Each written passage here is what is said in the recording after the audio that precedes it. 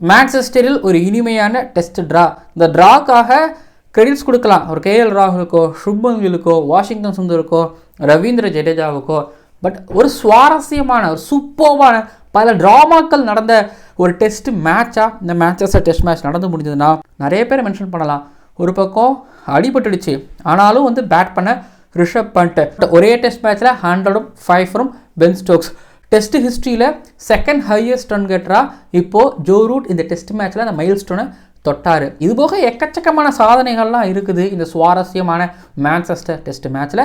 இந்த Anderson Tendulkar trophy 2025 இப்போது 2-1 இருக்குது இந்த மான்செஸ்டர் டெஸ்ட் மேட்ச் ட்ராவில் முடிந்ததனால். அப்புறம் பென் ஸ்டோக்ஸ் ஹேண்ட் ஷேக் பண்ண வந்தார். இல்லைப்பா முடிச்சிக்கலாம்ப்பா இந்த டெஸ்ட் மேட்சை ட்ராவோட அப்படின்னு சொல்லும் போது மேலே கில்லுக்கிட்ட இருந்து எந்த விதமான ரியாக்ஷன் சொல்ல நாங்கள் தொடர்ந்து ஆடுறோன்னு சொன்னார். இது சரியா தவறா பேசுவோமே.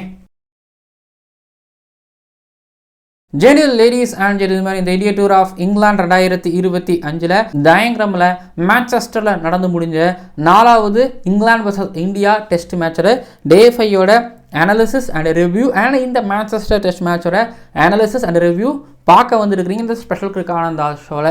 சரி, முதல்ல ஒரு ட்ராமா நடந்துச்சுல்ல, அந்த ட்ராமாவை முதல்ல பார்த்துடலாம். என்னென்னா மேட்ச் முடிகிறதுக்கு 1 மணி நேரத்துக்கு முன்னாடி பென் ஸ்டோக்ஸ் வந்து இல்லைப்பா இந்த மேட்சை முடிச்சிக்கலாம், ட்ரான்னு அனௌன்ஸ் பண்ணிக்கலாம் அப்படின்னு போயிட்டு ஹேண்ட் ஷேக் பண்ண போனார் இந்தியன் பிளேயர்ஸ்கிட்ட. ரவீந்திர ஜடேஜாவும் வாஷிங்டன் சுந்தரும் இருந்தாங்க. அப்போது ஜடேஜாவும் வாஷிங்டன் சுந்தரும் இல்லை நாங்கள் தொடர்ந்து விளாட்றோம் அப்படின்னு சொல்லிட்டு அவர் ஹேண்ட் ஷேக் பண்ண வந்ததை வந்து ஏற்காமல் தொடர்ந்து விளாட்றதுக்கு அவங்க ரெடியானாங்க. பென் ஸ்டோக்ஸ் போயிட்டு அம்பேர்ஸ்கிட்டையும் பேசினார், ஜடேஜாக்கிட்டையும் பேசினார், பென் டக்கெட் வந்து பேசினார், ஜாக் ராலி வந்து ஜடேஜாக்கிட்ட பேசினார். இப்படி இந்த ட்ரிங்க்ஸ் பிரேக்கு அப்புறம் ஒரு 5 நிமிஷம் ஒரு 6 நிமிஷம் வந்து பார்த்திங்க அப்படின்னா இப்படி தான் போய்கிட்டே இருந்துச்சு. அப்புறம் ஜடேஜாவும் வாஷிங்டன் சுந்தரும் 100 அடித்ததுக்கப்புறமா ஹேண்ட் ஷேக் பண்ணிவிட்டு முடிச்சிக்கலாம்ப்பா, ட்ரா ஆக்கிக்கலாம்ப்பா அப்படின்னு சொல்லி ஒத்துக்கிட்டதுக்கப்புறமா இந்த டெஸ்ட் மேட்ச் ட்ரா ஆச்சு. சரி, பென் ஸ்டோக்ஸ் வந்து ஹேண்ட் ஷேக் பண்ண வந்தார். இப்போது ஜடேஜா ஹேண்ட் ஷேக் பண்ணி இதை ட்ரான்னு முடிச்சிருந்துருக்கலாமே, அது என்ன டீமோட ஸ்கோரெல்லாம் தாண்டி ரிசல்ட்லாம் தாண்டி இண்டிவிஜுவல் மைல் ஸ்டோன்ஸ் ரொம்ப பெருசாக போச்சா, இது சரியில்லையே அப்படின்னு சொல்கிறதெல்லாம் இப்போ ஒரு பக்கம் பார்க்க முடியுது. பட் இந்த இடத்துல வந்து ஐசிசியோட லாவை நாங்கள் கொண்டு வந்தேன் அப்படின்னா, அதாவது ஐசிசியோட சட்டம் என்ன சொல்லுது அப்படின்னா, டே 5யோட இந்த கடைசி செஷனோட இந்த லாஸ்ட் 1 மணி நேரம் இருக்குல்ல, அந்த லாஸ்ட் 1 hour ஆரம்பிக்கிறதுக்கு முன்னாடியோ, அதாவது 5வது ஹவரோட கடைசி 15வது ஓவர் போடுறதுக்கு முன்னாடி 2 கேப்டன்ஸும் எப்பா இந்த டெஸ்ட் மேட்சை ஜெயிக்கவே முடியாதுப்பா அப்படின்னு அவங்க ஒரு பரஸ்பர முடிவு வரும்போது, இல்லை அந்த கேப்டன்ஸ் தாண்டி அதாவது ஒரு டீமோட 2 பேட்டர்ஸ் உள்ளே இருக்காங்களே அவங்களும் கேப்டன் சார்பாக முடிவு எடுக்கலாம். சரி, ட்ராவோட முடிச்சுக்கலாம் அப்படின்னு சொல்லிட்டு இந்த இடத்துல பென் ஸ்டோக்ஸுக்கு வேணால் இந்த டெஸ்ட் மேட்சை ட்ராவாக முடிச்சுக்கலாம், இதுக்கு மேலே நம்ம ஜெயிக்க மாட்டோம் அப்படின்னு அவருக்கு தோணலாம் இல்லைங்களா, அவர் அந்த முடிவு எடுக்கலாம். ஆனால் ஆப்போசிட்டில் இருக்கக்கூடிய இந்தியன் கேப்டன் சுப்மன் கில்லுக்கு அதில் விருப்பம் கிடையாது. ஸோ அவருக்கு விருப்பம் இல்லாத போது வந்து பார்த்தீங்க அப்படின்னா ஆட்டத்தை கன்டினியூ பண்ணி தான் ஆகணும். இதில் வந்து நீங்கள் பாவமோ இதில் எமோஷனோ ஸ்பிரிட்டையோ ஜென்டில்மேன் தனத்தையோ இதெல்லாம் நீங்கள் கொண்டு வந்தீங்கன்னா செல்லுபடி ஆகாது. இதில் ஆப்போசிட் கேப்டன் கில்லுக்கு விருப்பம் இல்லை. இன்னொரு பக்கம் வந்து பார்த்தீங்க அப்படின்னா விக்கெட் எடுக்கக்கூடிய பேட்டர்ஸுகளுக்கும் அங்கே முடிவு எடுக்கக்கூடிய அத்தாரிட்டி இல்லை. அப்படிங்கும்போது வந்து பார்த்தீங்க அப்படின்னா டெஃபினட்டாக அந்த இடத்துல ஜடேஜாவும் வாஷிங்டன் சுந்தரையும் கன்டினியூ பண்ணி இந்தியா பேட்டிங் பண்ணி அதுங்கிறது வந்து சரியான முடிவு தான். புரிஞ்சுதுங்களா, தெரிஞ்சுதுங்களா? ஒருவேளை உங்களோட இங்கிலாந்து ஃபேன்ஸ் யாராவது, ஸ்டோக்ஸ் ஃபேன்ஸ் யாராவது இருந்தாங்க, இல்லைனா யாராவது இந்த விஷயத்துக்கு ஆப்போசிட்டாக பேசுகிறாங்க, தப்பாக பேசுகிறாங்க அப்படின்னா அவங்களுக்கு இந்த பார்ட்டை மட்டும் கட் பண்ணி ஷேர் பண்ணுங்கள். மான்செஸ்டர் டெஸ்ட் மேட்சோட டே 5யோட ரிவ்யூ அண்ட் இந்த டெஸ்ட் மேட்சோட ரிவ்யூவை நீங்கள் பார்க்கும்போது நான் ஒன்று சொல்லிக்கிறேன். இதில் வந்து மான்செஸ்டர் டெஸ்ட் மேட்சோட ரிவ்யூ வந்து பார்த்திங்க அப்படின்னா விலாவரியாக இருக்காது. ஆனால் ஒவ்வொரு நாளும் விலாவரியாக விவரமாக டீட்டெயில்டாக வந்து பார்த்திங்க அப்படின்னா டே பை டே நம்ம ஒவ்வொரு நாளும் வீடியோ அப்லோட் பண்ணியிருக்கிறோம். நீங்கள் அதை பார்த்துட்டு வாங்க. டெஸ்ட் மேட்ச் எப்படி ப்ராக்ரஸ் ஆகியிருக்குது அப்படிங்கிறது வந்து உங்களுக்கு நல்லா தெரிய வரும். சரி, இப்போது டே 5 அதாவது டே 5 ஆரம்பிக்கிறதுக்கு முன்னாடி இந்தியா 146 ரன்கள் பின்னணியில் இருந்தாங்க. இதில் 373 பால்ஸ் இந்த பக்கம் சுப்மன் கில்லும் கேஎல் ராகுலும் பார்ட்னர்ஷிப் போட்டு இன்றைக்கி ஆடுறாங்க. ரிஷப் பண்ட் பேட் பண்ண வருவாரா இல்லையான்னு தெரியல. மழை வருமா வராதா, க்ளவுடியாக இருக்குமா, ஐயோ அப்படின்னு ஃபேன்ஸுங்களுக்கு ஒரு பயம். ஏன்னா இப்போ சரசரன்னு விக்கெட் விழுந்ததுன்னு வைங்களேன், லாஸ்ட்டில் விழுந்த மாதிரி. ஆமாம், இந்தியா வந்து பார்த்திங்கன்னா இன்னிங்ஸ் தோல்விக்கு வாய்ப்பு இருக்குது. இல்லைனா அடித்தாலும் அது ஒரு செஷன் அடிச்சிருவாங்க, அடுத்த செஷன் அதாவது மொமெண்டம் போய் லஞ்சில் போய் விக்கெட் விடுவாங்க. அந்த லஞ்ச் விக்கெட் விட்டதுக்கப்புறம் அடுத்து மொமெண்டம் போய் சரசரன்னு விக்கெட் விட்டுட்டாங்கன்னு வைங்களேன், இந்தியா லீடு எடுத்தாலும் செகண்ட் ஸ்டாண்டர்டில் ஆல் அவுட் ஆகிட்டாங்க அப்படின்னா யோசிச்சு பாருங்களேன். 30-40 ரன் லீடு எடுத்தாங்கன்னா இங்கிலாந்து கட்டாய விக்ட்ரி, இந்தியா கட்டாய இன்னிங்ஸ் தோல்வியோ இல்லை தோல்வியோ அப்படின்னு தான் இருந்துச்சு. நிலைமை அப்படி தான் இருந்துச்சு. நேற்றுக்கு ஆல்மோஸ்ட் ஒரு பாதி வேலையை சுப்மன் கில்லும் கேஎல் ராகுலும் முடிச்சிட்டாங்க. பட் அந்த 373 பால் பார்ட்னர்ஷிப்புக்கு அப்புறம் வந்து பார்த்திங்க அப்படின்னா இன்றைக்கி ஒரு 50 பால் பார்ட்னர்ஷிப் ஒன்று போட்டாங்க பாருங்கள். இனிஷியலாக இல்லை ஸ்டோக்ஸ் வந்து இங்கே பாரு பஸ்ஸே தௌசண்ட் அது எதுக்கு கொண்டு வந்தோம் எனக்கு தெரியாது, நீ விக்கெட் எடுத்து கொடுத்தே ஆகணும், இந்த டெஸ்ட் மேட்ச்சை வந்து நீ மட்டும்தான் நீ எனக்கு போட்டு ஜெயிச்சு கொடுக்குற அப்படின்னு அந்த பவுலரை ட்ரஸ்ட் பண்ணுறது. உன்னை இதுக்காக தான் எடுத்தோம், இது நீ செஞ்சே கொடுத்தே ஆகணும் அப்படிங்கிற மாதிரி ஒன்று இருக்குல்ல. சரி, டாசனை உள்ளே கொண்டு வந்து டாசனை நீங்கள் 40 ஓவர்ஸ் மற்றவங்களாம் இப்போ கர்ஸோ ஆர்ச்சரோ ஓக்ஸோ இவங்களாம் எடுத்துக்கிட்டிங்கன்னா 20 ஓவர் இல்லை 19 ஓவர் சம்திங் தான் போட்டிருப்பாங்க. இவர் மட்டும் ஒரு 40 ஓவர்ஸ் வந்து பார்த்தீங்க அப்படின்னா நேராக ஷார்ட்டாகவும் அதுக்கப்புறம் கொஞ்சம் ஃபுல்லாகவும் அப்புறம் ஒரு நல்ல லெங்க்லையும் வந்து பட்டுனீங்கன்னா போட்டுகிட்டே இருந்தாங்க. ஸ்டோக் சும்மா கிடையாது, silly point, forward short leg ஸ்லிப்புன்னு வச்சு பார்த்தாரு, நடக்கலை, எதுவுமே வேகலை. சரி, இதுக்கு மேலே நம்மளோட உடம்பெல்லாம் தாண்டி வந்து போட்டு பார்ப்போம் அப்படின்னு. ஆமாம், ஹேம்ஸ்ட்ரிங் ஷோல்டர் பிரச்சனை இருந்துச்சு, வந்து போத்தாரு. மேட்ச் அவர் போடும்போது நல்லா மேட்ச்சு. கேஎல் ராகுல் வந்து ஒரு மாதிரி தடுமாறாரு. திரும்பவும் பாருங்கள், பென் ஸ்டோக்ஸ் கிட்ட கேஎல் ராகுல் அவுட் ஆகிறாரு. எல்பிடபிள்யூ ரிவ்யூலாம் போய் கான்ஃபிடண்ட்டாக வந்து பார்த்திங்க அப்படின்னா அவர் செலிப்ரேட் பண்ண ஆரம்பிச்சிட்டாரு. கேஎல் ராகுல் கான், ஆஹா இங்கேருந்து இந்தியா சரியாக போதோ அப்படின்னு நினைக்கும் போது கேஎல் ராகுல் ஒரு சூப்பர்பான ஒரு 100 இருந்துச்சு, நல்லா இருந்துச்சு. அதுக்கப்புறம் உடனே அவரும் வெளியில் போன பாலை நோண்டி ஆர்ச்சரை வந்து ஒரு முக்கியமான விக்கெட் லஞ்சுக்கு ஒரு 10 நிமிஷத்துக்கு முன்னாடி எடுக்கிறாரு. அடுத்து ரொம்ப முக்கியமான 2வது செஷன் வாஷிங்டன் சுந்தர் ஆல்ரெடி ஒரு மாதிரி ஸ்டேபிளாக ஆடிட்டு இருக்காரு, காமாக ஆடிட்டு இருக்காரு. ஏன்னா பண்ணிட்டு ஒரு பக்கம் காயம், அவருக்கு பதிலாக வந்து பார்த்திங்கன்னா வாஷி அந்த இடத்துல அனுப்புறதா முடிவு பண்ணுறாங்க. வராரு ஜடேஜாவும் வாஷியும் விக்கெட்லெஸ் செஷனாக செகண்ட் செஷனை முடிக்கிறாங்க. அடுத்தது உங்களுக்கு தெரியும், தேர்ட் செஷனில் விக்கெட்லெஸ் செஷனுங்கிறத தாண்டி லீடு எடுத்து இதில் 2 பேர் 100 அடித்து வாஷிங்டன் சுந்தர் தன்னோட மெய்டன் டெஸ்ட் 100, இன்னொரு பக்கம் இங்கிலாந்தில் தன்னோட மெய்டன் டெஸ்ட் 100. ஜடேஜா அடிக்கிறாரு, ட்ரா ஆகுது, ஹேண்ட் ஷேக் பண்ணுறாங்க, முடியுது. பட் எனக்கு நீங்கள் நடந்ததெல்லாம் வந்து பார்த்தீங்க அப்படின்னா அப்பா இந்தியன் டெஸ்ட் டீம் பாரேன், ஒரு விக்கெட்லெஸ் செஷன், இன்னொரு பக்கம் வந்து பார்த்தீங்கன்னா எங்களுக்கு ட்ரா வேணால் நாங்கள் ஆடுறோன்னு சொல்லிட்டு 2 பேர் 100 அடிக்கிறாங்க. கீழே வந்து ஒரு 6வது 7வது பொசிஷனில் வரவங்க 100 அடிக்கிறாங்க. அது 417 பால் பார்ட்னர்ஷிப் ஒரு பக்கம் டாப் ஆடல. கீழே வந்து பார்த்தீங்க அப்படின்னா ஒரு 334 பால் பார்ட்னர்ஷிப் ஒரு பக்கம். இதெல்லாம் கனவு மாதிரி இருந்துச்சு. இன்றைக்கி லியம் டாசனோட கை உடஞ்சிச்சு. கண்டிப்பாக டாசனோட தோலை தட்டி கொடுத்து சூப்பராக பண்ண பாஸ் அப்படின்னு சொல்லி அனுப்புவாங்களா, இல்லை திரும்ப ஒரு ஓவரில் ஒரு வாய்ப்பு கொடுத்து திரும்பவும் ஓவரில் வந்து ஒரு பவுன்ஸ் பேக் ஆகி வருவாராங்கிறது தெரியல, பொறுத்துன்னு பார்க்கலாம். டாசன் எடுத்துகிட்டு வந்ததில் பெருசாக அவங்களுக்கு யூஸ்ஃபுல்லாகவும் இல்லை. பஷீரும் சரி, ஏன்னா பஷீர் அவங்களுக்கு பெருசாக எஃபெக்டிவாக இல்லைங்கிறதுனால தான் அவங்க வந்து டாசனை உள்ளே கொண்டு வந்தாங்க. பஷீருக்கு இன்ஜுரி புரியுது, பட் அப்போ பேசிக்கிட்டு இருந்தாங்க பஷீர் இதனால் எஃபெக்டிவாக இல்லை அப்படின்னு சொல்லிட்டு. பட் இந்த பக்கம் தாசன் ஆல்மோஸ்ட் அப்படி தான் இருந்தார் இந்த கண்டிஷன்ஸில். பட் இந்த கண்டிஷன், அதாவது ஃபுட் மார்க், ரஃப் பேச்சஸ், இதெல்லாம் டாசனால் எதுவுமே பண்ண முடியல. பட் இந்த பக்கம் நீங்கள் வந்து வாஷிங்டன் சுந்தர் அண்ட் ஜடேஜா இவங்களோட பேட்டிங் பார்ட்னர்ஷிப் ஐயோ எப்படி சொல்கிறதுனா, ஸ்டோக்ஸ் என்ன பண்ணார், சரி லெஃப்ட் ஹேண்டருக்கு ஆர்ச்சர் நல்லா பவுல் பண்ணுவார் அப்படிங்கிறனால நீ ஆர்ச்சரை கொண்டு வா அப்படின்னு கொண்டு வந்தாங்க. பட் மிடு விக்கெட் மேலே மலேர்னு ஒன்று வச்சார், ஆர்ச்சரை 6ன்னு வாஷிங்டன் சுந்தர். அவர் ரொம்ப பெரிய ஷாட்டுக்கெலாம் போகிறதெல்லாம் ரொம்ப கம்மி. அவரால் தம்பி இந்த ஷெல்லுக்குள்ளே இருந்துக்கோப்பா, வட்டத்தை போட்டு நின்று போமா அப்படிங்கிற மாதிரி வாஷி ஆடுவார். வாஷிங்டனுக்கு அதை தான் பண்ணார். நல்லா அந்த இடத்த வந்து அலோவ் பண்ணிக்கிட்டு நல்லா டிட்டர்மினேஷனோட சூப்பர்பாக டிஃபென்ஸ் ஒரு பக்கம் அப்படின்னா டாப்சன் இருங்க அப்படியே இன்னொரு பக்கம் ஜடேஜா. ஸோ ஆர்ச்சர் வந்து பார்த்தீங்க அப்படின்னா ஷார்ட்டாகவும் அதுக்கப்புறம் நல்லா லெங்க்த்துலேயும் மேலேயும் போட்டார். ஸோ அவரால் என்னெல்லாம் பண்ண முடியுமோ பண்ணி பார்த்தாரு, எதுவுமே இவங்ககிட்ட நடக்கலை, வேகலைன்னா. டாசன் ரைட் ஹேண்டருக்கு வந்து சலைக்க பவுலிங் போட்டு பார்த்தாரு, எதுவும் நடக்கல. சரி லெஃப்ட் ஹேண்டருக்கு வந்து பார்த்தீங்க அப்படின்னா அந்த ஆஃப் சைடில் வந்து அந்த ஃப்ரண்ட் ஃபுட்டில் டிஃபென்ஸ் வைக்கிற இந்த பொசிஷனில் 2 ரஃப் மார்க் இருந்தது, ஃபுட் மார்க்ஸ்லாம் இருந்துச்சு. ஸோ அதனால் ஸ்டோக்ஸ் என்ன பண்ணார், டீ பிரேக்குக்கு அப்புறம் வந்து கூப்பிட்டு டாசன் இங்கே வா, இங்கே பாரு இந்த இடத்துல வந்து ஃபுட் மார்க் இருக்குது, இந்த இடத்துல போடு அப்படின்லாம் சொல்லி கூப்பிட்டு கிளாஸ்லாம் எடுத்தார். ஆனால் இதெல்லாம் எதுவுமே நடக்கலை. இத்தனைக்கும் வந்து பார்த்தீங்க அப்படின்னா ஃபீல்ட் செட்டு, அதான் வழக்கம் போல் ஃபார்வர்ட் ஷாட்லுக்கு சில்லி பாயிண்ட்டு, அதுக்கப்புறம் ஸ்லிப்பு, லெக் ஸ்லிப்பு, அப்புறம் 2 ஸ்லிப்பு வச்சுலாம் ட்ரை பண்ணி பார்த்தாங்க, எதுவுமே நடக்கலை, எதுவுமே ஒர்க் அவுட் ஆகலை. டாவ்சனை எந்த விதத்துலையும் வந்து பார்த்திங்கன்னா அவங்களுக்கு பயன்படுற மாதிரி தெரியல அப்படிங்கிற மாதிரி ஒரு பக்கம் அப்படின்னா, இன்னொரு பக்கம் ஜோ ரூட்டையும் ட்ரை பண்ணாங்க. ஜோ ரூட் ஒரு 2 பீட்டன் எடுத்தார், வாஷி நல்லா இருந்துச்சு. அந்த இடத்துல லைட்டாக இங்கிலாந்து பக்கம் அப்படி இருக்கும் பொழுது வாஷி என்ன பண்ணார், தட்டி இல்லை உட்கார் உட்கார் அப்படின்னு சொல்லி திரும்ப அவர் எடுத்துகிட்டு போனார். ஸோ வாஷி ஒரு பக்கம் அப்படின்னா, இன்னொரு பக்கம் ஜடேஜா, ரெண்டு பேரையும் டாவ்சனை செம்மையாக அடித்தாங்க. நேராகவும் அடித்தாங்க, இன்சைட் சர்க்கிளையும் அடித்தாங்க, வெளிலவும் புலர்னு வச்சு சாத்தினாங்கன்னா ஸ்டோக்ஸ் அவரால் பொறுக்க முடியல. சரி நான் வந்து போடுறேன் அப்படின்னு வாஷிக்கு ஷார்ட் பால் போட்டார். வாஷி பலார்னு தூக்கி ஸ்கொயர் லெக்கில் ஒன்று அடித்தார், திரும்பி ஃப்ளாட்டாக ஒரு பக்கம் ஒன்று அடித்தார், 6-4ன்னு ஒன்று அடித்ததுக்கப்புறமா ரூட்டு இன்சைட் சர்க்கிள், அதாவது ஃபீல்டர்ஸ்லாம் இருக்கிறாங்க, அவங்களெல்லாம் தாண்டி இவங்க ரெண்டு பேரையும் அடித்தாங்க. ஜடேஜாவுக்கு ஃபஸ்ட்டு பாலே கேட்ச் ஒன்று விட்டாங்க ஆர்ச்சரோட பாலில். ஸோ அந்த ஒரு கேட்ச் என்னை பொறுத்த வரைக்கும் ஒரு டேர்னிங் பாயிண்ட்டாக பார்க்குறேன். ஏன்னா 334 பால் பார்ட்னர்ஷிப் வளர்கிறதுக்கான காரணம் ரூட்டு விட்ட ஒரு கேட்ச் தான் காரணம் அப்படிங்கிறதையும் நாங்கள் தாராளமாக சொல்லுவேன். கில்லுக்கு வந்து பார்த்தீங்கன்னா ஓக்ஸோட பால் அப்படி ஒரு மாதிரி லீவ் பண்ணும்போது chest outside off stump அப்படி இனிக்கிக்கிட்டு அப்படி போகிற மாதிரி இருந்தது, அவ்வளோதான்.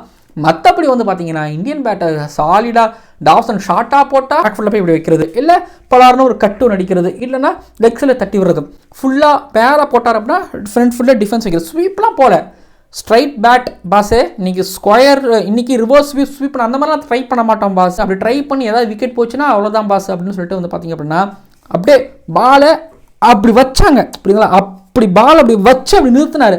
ஜடேஜாவும் சரி தான், இன்னொரு பக்கம் வாஷிங்டனும் சரி தான். பக்கத்தில் இந்த சில்லி பாயிண்ட் ஃபீல்டர்லாம் இருக்கிறாங்களே, அவங்க அந்த யார்டுக்கு உள்ளே வந்தால் நோ பால், அதனால அந்த யார்டுக்கு வெளில நின்றுக்கிட்டு எங்கேயாவது பால் கிடைக்குமா அப்படின்னு நின்றுக்கிட்டே இருந்தாங்க, வெயிட் பண்ணிக்கிட்டே இருந்தாங்க. பட் கிடைக்கவே இல்லையே. அந்தளவுக்கு நங்கூரமாக நச்சுன்னு சாலிட் ஃப்ரண்ட் ஃபுட் டிஃபென்ஸ் ரெண்டு பேரும் வச்சாங்க. பட் சும்மா சொல்லக்கூடாது, ஹார்ட் ஒர்க் பண்ணிகிட்டே இருந்தாங்க, உடச்சி தள்ளினாங்க. தெரிஞ்சுது டாவ்சன் நீங்கள் எனக்கு ஜெயிச்சு கொடுத்தே ஆகணும், இது இன்னைக்கு நீ வந்து பண்ணி கொடுத்துரு, நீ தான் விக்டர் அப்படிங்கிற மாதிரி ஒன்று அந்த இடத்துல ஒரு கமெண்ட் வந்திருக்கும். ஸ்டோக்ஸ் மாதிரி ஆட்கள் அதை சொல்லுவாங்க. பட் இன்றைக்கி அது நடக்காமல் போச்சு. இந்தியன் பேட்டர்ஸ் ஒரு அட்டாக் பண்ண போய் ஓகேங்களா, ஏதாவது வின்னுக்கு போயிருந்தாங்க அப்படின்னா மேபி இந்த மேட்ச் லாஸ் ஆக கூட முடிஞ்சிடறதுக்கு வாய்ப்புகள் இருந்ததுங்கிறதுனால ஸோ அப்படியே போனாங்க. இன்னொன்று பண்டெல்லாம் ஆட வைக்கலங்கிறது இந்தியாவோட மிகப்பெரிய ஒரு சக்ஸஸ். ஆமாம், டே 5 பொறுத்த வரைக்கும் இனிஷியலாக இன்றைக்கி டே ஆரம்பிக்கும் போது கொஞ்சம் சீம் ஆச்சு. ஏன்னா கில்லு கொஞ்சம் கையிலாம் அடி வாங்கினார். கேஎல் ராகுல் அண்ட் கில் அவங்க ஒரு 50 பால் ஒன்று ஆடினாங்களே. ஸோ அந்த 50 பால் அவங்க ஒரு ஆடாமல் இயர்லியாக போயிருந்தாங்கன்னா இன்னும் கொஞ்சம் சீமாகி மேபி டவுன்ஃபாலாக மேபி ரிசல்ட் மேபி இப்படி வேணாலும் இருந்துருக்கலாம். அதை நான் உங்களுக்கு தெரியப்படுத்துகிறேன். பட் ஆனால் இந்த டெஸ்ட் மேட்சை யோசிச்சு பார்க்குறேன், இந்த டெஸ்ட் மேட்சை இந்தியா ட்ராப் பண்ணதே ஒரு விக்ட்ரி மாதிரி தான் நான் பார்க்குறேன். ஃபுல்லாக வந்து பார்த்திங்க அப்படின்னா ஒரு டீமுக்கு எதெல்லாம் பிரச்சனையாக இருக்கணுமோ அது எல்லாமே ஆல்மோஸ்ட் இருந்துச்சு. ஏன் அப்படி சொல்கிறேன் அப்படின்னா, டாஸ் இந்தியா பக்கம் சாதகமாக இல்லை. அண்ட் 11ஸ்லேயும் வந்து பார்த்திங்க அப்படின்னா இந்த காய பிரச்சனை அப்படிங்கிறதால வந்து பார்த்திங்க அப்படின்னா ஒரு ஆகாஷ் தீப், அப்புறம் நிதிஷ்குமார் ரெட்டி, இந்த மாதிரியான ஒரு ஆல்ரவுண்டரையும் ஒரு ஃபாஸ்ட் பாலரையும் இழந்துட்டு இந்த மேட்சுக்குள்ளே இந்தியா வந்தாங்க. அண்ட் இந்தியா பேட் பண்ணும் போதெல்லாம் வந்து பார்த்திங்க அப்படின்னா நல்லா ஒரு மாதிரி க்ளவுடியாக ஜில்லுன்னு இருக்கும், விக்கெட் நல்லா சீம் ஆகும். அப்படி இங்கிலாந்து பேட் பண்ண வந்தாங்க. ஸோ ஒன்றும் இல்லைங்க, டே 2ல் இந்தியா பேட் பண்ணிக்கிட்டு இருக்கிறாங்க. அப்படி பேட் பண்ண ஆரம்பிக்கும் போது வந்து பார்த்திங்கன்னா நல்லா சில்லுன்னு இருந்துச்சு, நல்லா க்ளவுடியாக இருந்துச்சு, நல்லா சீம் ஆச்சு. அப்படி இங்கிலாந்து பேட் பண்ண வராங்க டீக்கு முன்னாடி. அப்படியே அதுலேருந்து வந்து பார்த்திங்கன்னா நல்லா வெயில் அடிக்குது, விக்கெட் நல்லா ஃப்ளாட் ஆச்சு. 3வது நாளாக வந்து பார்த்திங்க அப்படின்னா எங்கேயாவது கொஞ்சம் ஒரு மாதிரி ஜில்னஸ் இருக்குமான்னு பார்த்தீங்கன்னா இல்லை, தேட வேண்டியதாக இருந்தது. நல்லா வெயில் அடிச்சுது. இங்கிலாந்து பேட் பண்ண ரூட் ஒரு பக்கம் 100 அடிக்க, ஸ்டோக்ஸ் ஒரு பக்கம் ஹேம்ஸ்ட்ரிங் ஆகி போனாலும் திரும்பி வந்து பார்த்திங்க அப்படின்னா அடுத்தது 4வது நாள் வராரு. 4வது நாள் வந்து பேட் பண்ணும்போது வந்து பார்த்திங்க அப்படின்னா நல்லா வெயில் அடிச்சுது. அதுக்கப்புறம் மதியம் வந்து பார்த்திங்க அப்படின்னா இங்கே பாருங்கள் விக்கெட் ஃப்ளாட்டாக இருக்குதுங்கிறது ஒரு பக்கம். பட் அதை தாண்டி த சில்னஸ் அதன் மூலமாக வந்து பார்த்திங்க அப்படின்னா சில பல பிரச்சனைகள் இருக்குது. இந்தியா பேட் பண்ண வரும்போது வந்து பார்த்திங்க அப்படின்னா திரும்பவும் இந்த சில்னஸ் ஆரம்பிச்சிது. இத்தனைக்கு ரிஷப் பண்ட்டுக்கு காயம், பவுலிங் போடும்போது பும்ராவும் ஏதோ மேலே தடுக்கி விழுந்துட்டாருங்கிறதையும் பார்க்கவும் முடிஞ்சிச்சு. இப்படின்னு வந்து பார்த்திங்கன்னா இந்தியாவுக்கு வந்து எல்லாமே எதிராக தான் நடந்துக்கிட்டு இருந்தது. 5வது நாள்லேயும் கொஞ்சம் காலையில் வந்து பார்த்திங்க அப்படின்னா ஜில்லுன்னு ஒரு மாதிரி க்ளவுடியாக தான் இருந்துச்சு. நான் பார்க்கவே சரி இந்தியாவுக்கு சோலி முடிச்சுன்னு நான் நினச்சேன். ஆனால் கில், கேஎல் ராகுல், வாஷிங்டன் சுந்தர், ஜடேஜா இவங்க 4 பேரும் காப்பாற்றிட்டாங்க. ஆமாம், லிட்டரலி சொல்லுவேன், இவங்க 4 பேரும் காப்பாற்றிட்டாங்க. இந்த மான்செஸ்டர் டெஸ்ட் மேட்சில் ட்ரா நாட் ஏ ஜோக். இந்தியாவோட விக்ட்ரியாக நான் பார்க்குறேன். ஏன்னா அந்தளவுக்கு உழைப்பை போட்டுருக்குறாங்க. இந்த மாதிரி தான் இருக்கும் ஓகேங்களா. அது கிளைமேட் முதல் கொண்டு இங்கிலாந்துக்கு சப்போர்ட்டிவாக தான் இருக்கும். பட் ஆனால் அதில் ஜெயிக்கிறது ரொம்ப கஷ்டம். இந்தியா ஜெயிச்சிருக்கிறாங்க. அஃப்கோர்ஸ் இந்த மான்செஸ்டர் டெஸ்ட் மேட்சோட ரிசல்ட் என்னை பற்றி ஜோக் கிடையாது. சரி, இது ஒரு பக்கம் அப்படின்னா இப்போ வாஷிங்டன் சுந்தர், கேஎல் ராகுல், அதுக்கப்புறம் சுப்மன் கில் இவங்களை பற்றி நம்ம இந்த டெஸ்ட் சீரிஸில் நிறைய தடவை பேசியாச்சு. பட் வாஷிங்டன் சுந்தரை பற்றி நான் கொஞ்சம் பேசி ஆகணும். என்னன்னா ஆல்ரெடி இந்த மான்செஸ்டர் டெஸ்ட் மேட்ச் ஆரம்பிக்கிறதுக்கு முன்னாடி வாஷிங்டன் சுந்தர் இந்த டெய்லன்றதுகளை கூட சேர்ந்து ரன் அடிக்கிறதுல கொஞ்சம் பிரச்சனை இருக்குது அப்படிங்கிறத பற்றி நம்ம லைட்டாக அதை தொட்டுட்டு போயிருந்துருப்போம். ஏன்னா நம்ம சொல்லியிருந்திருப்போம் அதுலேயுமே வாஷிங்டன் சுந்தரை நம்ம இப்போ லோவர் ஆர்டர் பேட்டர், அதாவது டெய்லன்றது கூட ஒரு பேட் பண்ணும்போது அவரால் ஸ்கோர் பண்ண முடியலன்னு சொல்லியிருந்தோம். பட் அவர் டொமஸ்டிக் கிரிக்கெட்டில் இல்லை கிராஸ் ரூட் லெவல் ஆஃப் கிரிக்கெட்டில் எப்போ லோவர் ஆர்டர் பேட்டர்ஸ்குள்ளலாம் சேர்ந்து இந்த மாதிரி சுச்சுவேஷனில் எத்தனை தடவை அவர் ஆடிருக்காரு ஜெயிச்சிருக்கிறார் அப்படிங்கிறதெல்லாம் பார்த்தா தான் தெரியும் புரியும் நம்ம சொல்லியிருந்தோம். பட் வாஷிங்டன் சுந்தர் இன்னைக்கு ஆடுன விதம் அப்படிங்கிறது வந்து பார்த்திங்கன்னா எதனால் தன்னை பேக் பண்ணுறாங்க, எதனால் திரும்பவும் நான் 11ல் வந்துக்கிட்டே இருக்கேன் அப்படிங்கிறத அவர் காமிச்சார். ஏன்னா நீங்கள் நம்பர் 5ல் ப்ரொமோட் பண்ணாங்க. இப்போ நீங்கள் சில நேரத்தில் வந்து பார்த்தீங்க அப்படின்னா நிதிஷ்குமார் ரெட்டிக்கு முன்னாடி வருவார், இல்லை நிதிஷ்குமார் ரெட்டிக்கு பின்னாடி வருவார், ஷர்துல் தாக்கூருக்கு முன்னாடி வருவார். ஸோ அவரோட பொசிஷனே வந்து பார்த்தீங்க அப்படின்னா முன்னுக்கு பின் முரணாக தான் இருக்கும்.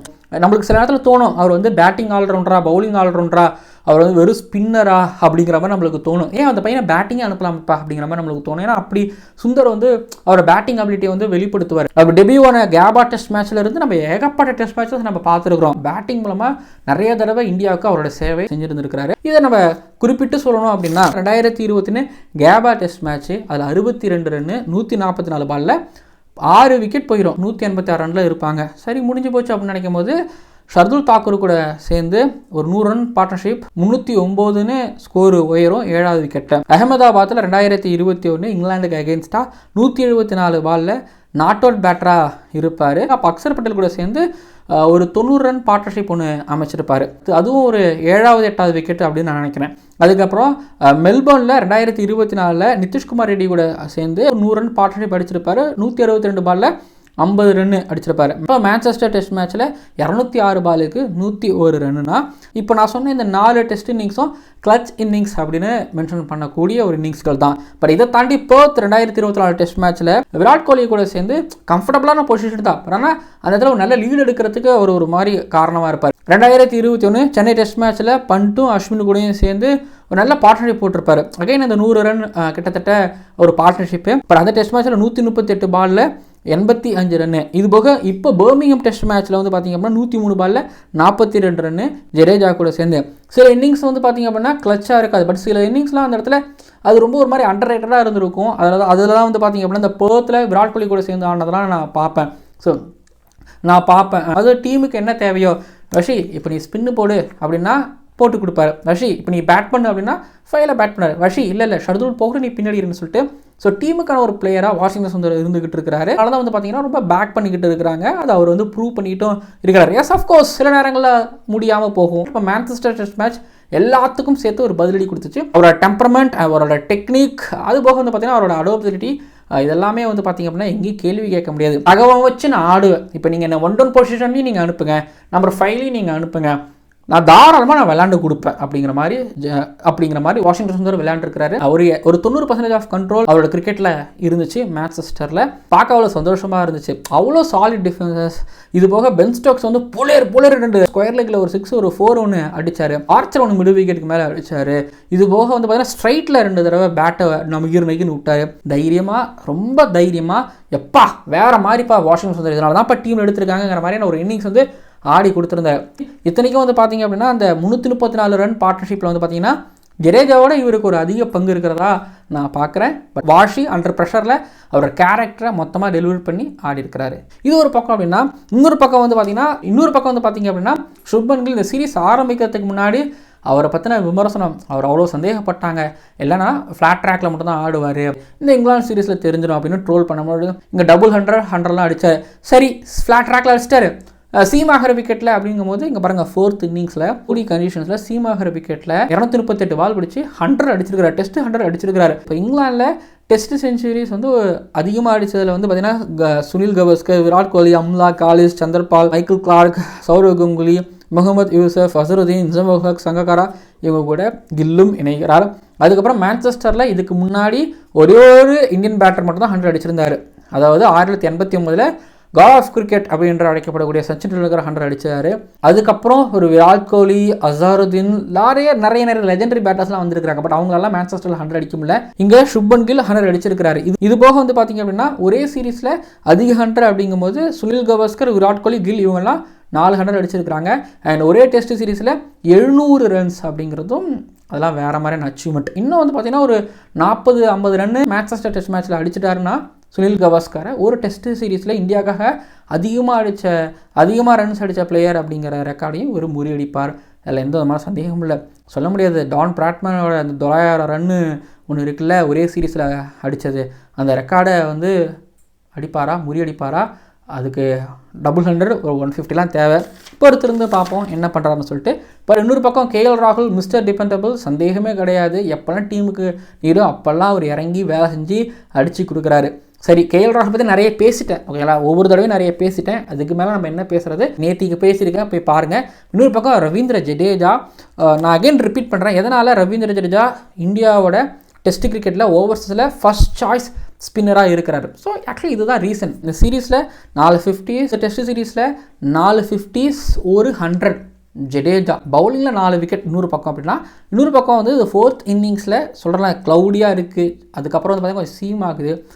அப்புறம் ஸ்பின்னர் வந்து ஒரே எண்ணில் வந்து வந்து வந்து வந்து வந்து போட்டுகிட்டே இருக்காரு. ஃப்ரண்ட் ஃபுட்டில் பேக் ஃபுட்டில் போயிட்டு ரொட்டேட் பண்ணி ஆடி, இது போக வந்து பார்த்திங்கன்னா ஒரு ஆர்ச்சரை சமாளிக்கிறது, ஸ்டோக்ஸ் ஆடுறது. ஜடேஜாவோட இந்த 334 ரன் பார்ட்னர்ஷிப் அஃப்கோர்ஸ் 107 ரன் 185 பாலில் பேசும், கண்டிப்பாக காலம் பேசும். இது அவ்வளோ ஈஸியான டெஸ்ட் 100 கிடையாது. எஸ், இது கண்டிப்பாக அவ்வளோ ஈஸியான டெஸ்ட் 100 கிடையாது. ஏன்னா ஃபீல்டர்ஸ் வச்சு சுற்றிலையும் வச்சு அடைச்சாச்சு. ஆனால் அதை மீறியும் ஜடேஜா அடித்தார் பாருங்கள், தைரியம் அடித்தார். அவரோட டிஃபென்சஸ்லாம் வந்து பார்த்திங்கன்னா ராக் அண்ட் சாலிடாக இருந்துச்சு. இன்னொன்று லார்ட்ஸில் ஒரு நாட் அவுட் பேட்டராக இருந்தார். ஸோ அங்கே அவருக்கு தெரியுது, அந்த ஒரு வலிங்கிறது தெரியும். பட் திரும்ப நடந்துடக்கூடாதுங்கிறதுனால அவ்வளோ பொறுப்போட ஒரு ஆனர். அதை எனக்கு ரொம்ப பிடிச்சிருந்துச்சி. இந்த பர்மிங்ஹாம், ஹெடிங்லி, லாஸ்ட் டெஸ்ட் மேட்ச்லலாம் என்னென்ன தப்பு நடந்துச்சோ அதெல்லாம் மேக்ஸிமம் சரி பண்ணிக்கிட்டாங்க. அந்த லஞ்ச் பிரேக்கு முன்னாடி விக்கெட் விடுறதை மட்டும் கொஞ்சம் சரி பண்ணிக்கல. மற்றபடி கேஎல் ராகுல் நின்று விளையாட கொடுத்தாரு. சுப்மன் கில் கவனமாக செகண்ட் இன்னிங்ஸ் ஆடினார். வாஷி ப்ரொமோட் பண்ணாங்க, அந்த இடத்துல யாரும் இல்லை, ஆடினார், பண்ணி கொடுத்தாரு. அப்புறம் ஜடேஜா ஆஸ் யூஷுவல் நம்ம இந்தியா சொன்ன மாதிரி தான் அவர் வேலையை செஞ்சுக்கிட்டு இருக்காரு அப்படிங்கிற மாதிரி சொன்னோம். ஆனால் அன்பிலீவபிளான ஒரு டெஸ்ட் மேட்ச் மேன்செஸ்டரில் சொன்ன மாதிரி தான். இந்த டெஸ்ட் மேட்ச் இந்தியாவுக்கு ஒரு சக்ஸஸ்ஃபுல்லான ஒரு ட்ராவாக தான் நான் பார்க்குறேன். பவுலிங் என்ன பண்ண போகிறாங்க மேன்செஸ்டரில், ப்ளஸ் அதுபோக ரிஷப் பண்ட் வருவாரா, நாராயண் ஜெகதீஷன் உள்ளே ஆட் பண்ணுறதா சொல்லியிருக்காங்க. 20 ஆட வைப்பாங்க அப்படின்னா அப்போ அடுத்த டெஸ்ட் மேட்ச்சில் இப்போ குல்தீப் யாதவ் சேர்ப்பாங்களா மாட்டாங்களா, வாஷிங்டன் சுந்தர் அடித்ததெல்லாம், இப்படின்னு நிறைய விஷயத்தை நம்ம வந்து டிஸ்கஸ் பண்ண போகிறோம். இன்னொரு 3 நாள் தான் கேப் இருக்குது. 31ஆம் தேதி டெஸ்ட் மேட்ச் ஆரம்பிக்க போகின்றது. அப்புறம் player of the match award Ben Stokes கொடுத்தாங்க. 5 விக்கெட் கால், அப்புறம் டெஸ்ட் 100 மரியாதைக்குரிய 2 விஷயங்கள் அவருக்கு நடந்திருக்கு. ஸோ அப்படியே player of the match award அவருக்கு தான் கொடுக்கணும். ரூட்டுக்கா ஜடேஜாவுக்கா அப்படிங்கிற கேள்வியெலாம் இருந்தது, கில்லுக்கெல்லாம் இருந்தது. பட் ஆனால் பென் ஸ்டோக்ஸ் தான் கொடுத்தாங்க. கரெக்டான ஒரு டெசிஷன் நான் நினைக்கிறேன். ஏன்னா ஒரு 5 for ஒரு 100 எடுக்கலைன்னா இங்கே இந்த டெஸ்ட் மேட்ச் இவ்வளோ உயிரோடு இருந்திருக்காதுங்கிறத தான் நான் பார்க்குறேன். சரி, எது எப்படியோ ரொம்ப நிறைவாக இருந்துச்சு. நிறைவாக இந்த ஞாயிற்றுக்கிழமையை நான் முடிக்கிறேன், புது வாரத்தை ஆரம்பிக்கிறேன். மறக்காமல் சப்ஸ்கிரைப் பண்ணுங்கள். இந்த வீடியோ உங்களுக்கு பிடிக்கும் அப்படின்னு நான் நம்புகிறேன். பார்க்கலாம் அடுத்த வீடியோக்களில்.